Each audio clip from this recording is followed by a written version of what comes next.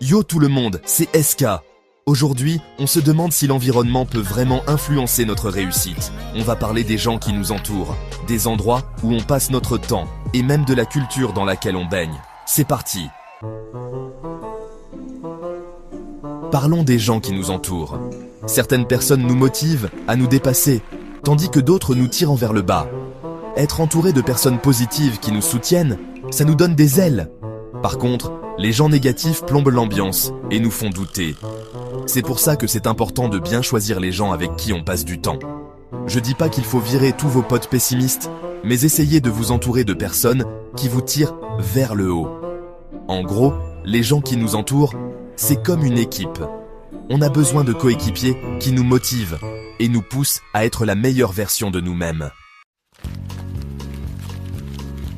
Maintenant, parlons de l'environnement physique. Imaginez, vous êtes dans un bureau sombre et bordélique. Pas très motivant, hein?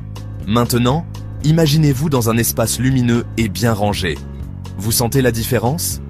Un espace agréable et stimulant peut vraiment booster notre productivité.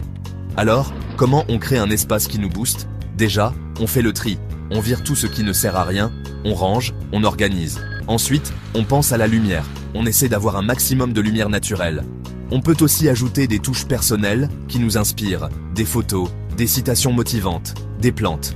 En gros, l'idée c'est de créer un environnement qui nous ressemble et qui nous donne envie de passer du temps dedans.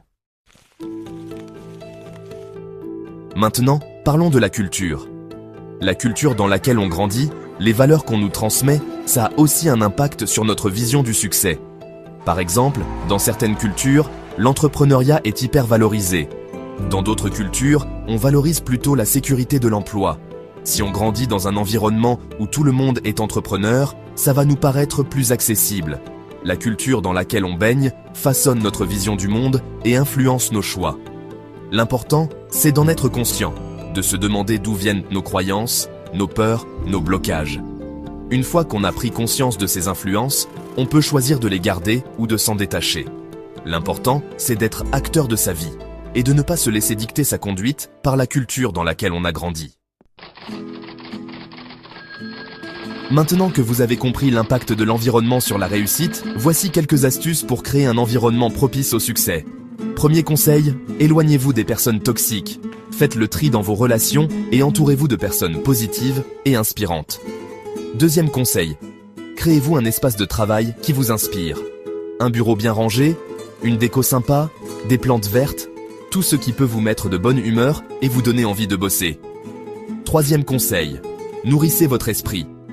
Lisez des livres inspirants, écoutez des podcasts motivants, suivez des comptes Instagram qui vous donnent envie de vous dépasser. Quatrième conseil, fixez-vous des objectifs clairs et précis et écrivez-les noir sur blanc.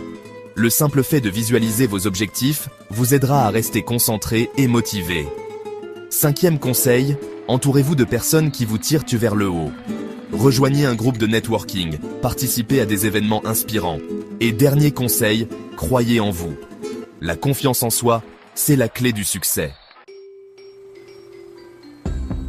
Voilà, j'espère que cette vidéo vous aura éclairé sur l'importance de l'environnement pour atteindre le succès. Retenez bien que ce n'est pas juste une question de chance ou de talent, mais aussi de l'atmosphère qu'on crée autour de nous. Prenez le temps d'analyser votre propre environnement et n'hésitez pas à le façonner pour qu'il devienne votre meilleur allié. N'oubliez pas de liker la vidéo, de vous abonner et de partager. Sur ce, prenez soin de vous et on se retrouve très vite pour de nouvelles aventures.